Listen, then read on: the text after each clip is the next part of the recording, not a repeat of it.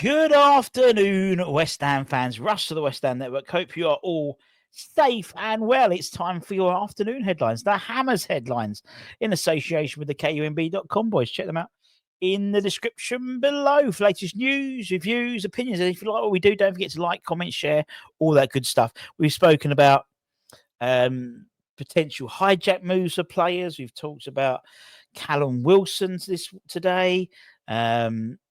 We've spoken about players who've been linked with, and all of the above we're going to talk about today, this afternoon. Players leaving, players we're being linked with.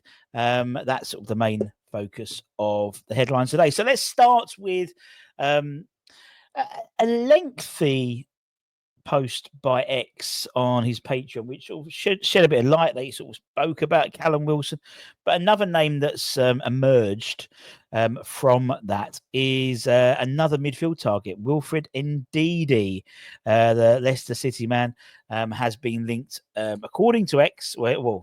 Stark hasn't been linked. He is on a list of players we are interested in looking at now.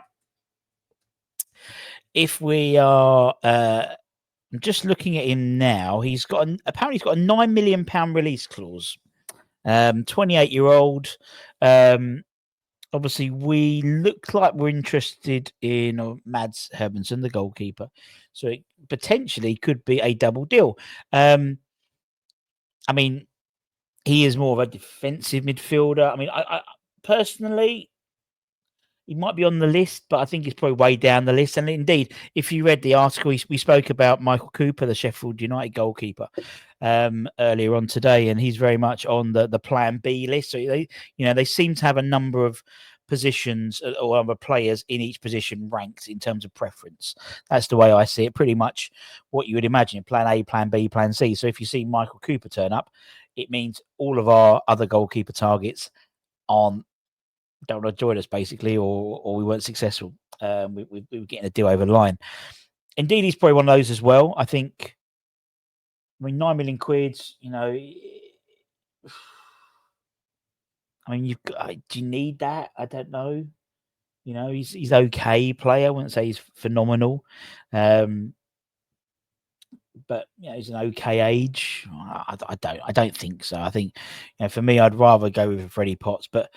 In that sort of CDM position, but it's not my squad, is it? And as I said, we obviously there's been a lot of fallout about this Callum Wilson quote, and when you look at the players that sort of Graham brought in or his team brought in at Brighton, yes, they were young, they were exciting players, Mitoma and people like that, but there was James Milner on a free transfer. There was Adam Lallana on a free transfer. I can't remember how much he paid for Danny Welbeck, but but in terms of sort of, let me see how much they pay. Did they pay for him or did they get him on a free? Let's have a quick look. Free transfer. So they got Danny Welbeck on a free transfer, and that was back in October 2020, so over 5 years ago. And he's had a really decent goal return for them. I'm not saying that's the case with Callum Wilson, but you can see part of the MO.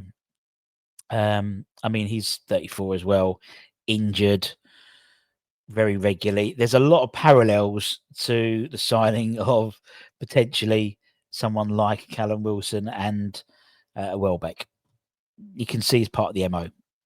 But Wilson believed he doesn't want to sign him. So if he comes, it might be similar to KWP, who he thought we weren't going to be signing. He didn't want him, but he's in a West Ham shirt now. We'll see. A couple of goalkeepers. We spoke about Michael Cooper, but there's a couple of other names. X's post does talk about Zion. I don't know why I always pause. Zion Suzuki. According to X, he's told that a move for a goalkeeper in the coming days. All targets have been mentioned, really. We expect to make another move for Zion to establish exactly whether they and his club can be persuaded to deal, as well as exploring other targets has been mentioned. Now, it does seem to me that Zion is their number one target in that position. it might not be. It might be Mads Hermansen and Casper, the friendly goalkeeper coach. He's very much championing Hermansen, and I think there is a. I think that it for me makes a lot of sense for him. Although there has been another name that's been mentioned by X. I think Adam on Dad's Our Pod mentioned him as well, and that is Lammens. Sinem Lammens, isn't his name? Yeah. Lammens. Yeah, Lammens. Belgium, Royal Antwerp, 23, Belgium international as well. And it's believed to be around £20 million for him as well. There is a big interest from Man United for him, but West Ham are also apparently interested in him. And again, it's that Pro League. A lot of players have been sold from the Pro League this window, and a lot are on the sort of hit list of many clubs. We spoke about Ardon Yashiri. We had Raphael, who's a player we've been linked with. A number of other players have already gone out of the Belgian Pro League, and it does seem that Lammens could be the next one as well. One person who won't be playing for West Ham this season is Gideon Kodua. He captained the under-18 side and scored in the FA Youth Cup final. Been at the club since the age of 12. Led the team also as an 18 captain to the Premier League South Division title, as well as winning the FA Youth Cup. 51 times for the under-18, scoring 26 goals and 12 assists. 23 times for the development side, 7 goals and 2 assists. He joined Wycombe last year in January 2024. He then returned back there on loan for last season as well. And Luton now have a season-long loan with him, with an option at the end to make the deal permanent in the summer of 2026. It was always inevitable. I thought Gideon was going to go out on loan. He's still on contract, I think, until 2027 of the summer. So you can see why some sort of agreement with option to permanently sign him. Good player. Just we've got a lot of players in his position. I thought last summer, Jean Lopetegui played him as a right wing back. I think it was for the Australia games, if I remember correctly. And I thought that's quite a clever idea because, we did that for a while. We did it with him. Before that, we did it with Dan Chester's. No, sorry, Dan Chester's was the Australia game.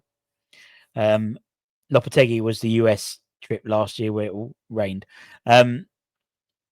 And we do seem to be trying to do that, convert sort of those who are more wingers.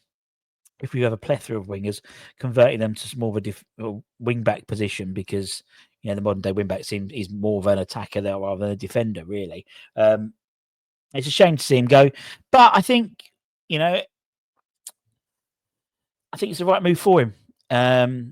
He could play a lot of under 21, under 23 games this season possibly, but that's not going to help him now. He's at an age now where he needs to be stepping up and playing regular football. So hopefully the loan deal is successful and then that's permanently, and then he can then have a great career elsewhere.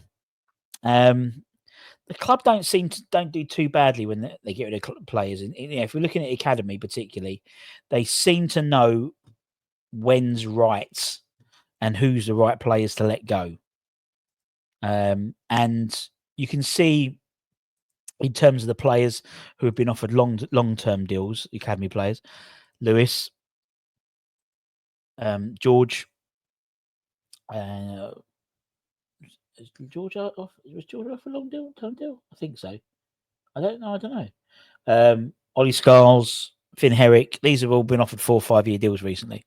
Those are the ones they're putting their money behind. So, and Freddie Potts as well until 2029. So, there we go. Anyway, thanks very much. Hammer's Headlines in association with the KUMB.com. Boys, don't forget to check them out in the description below. If you like what we do, please give it a like, comment, share. Even if it's a little cross Hammers, put your favourite emoji in the comments below. Or it helps the channel engagement and helps us out and grow to a wider audience. Next week, we'll be announcing our new one of our new partnership deals, which is great, which I think you guys really enjoy as well. And yeah, much love. See you later, potatoes. Much love.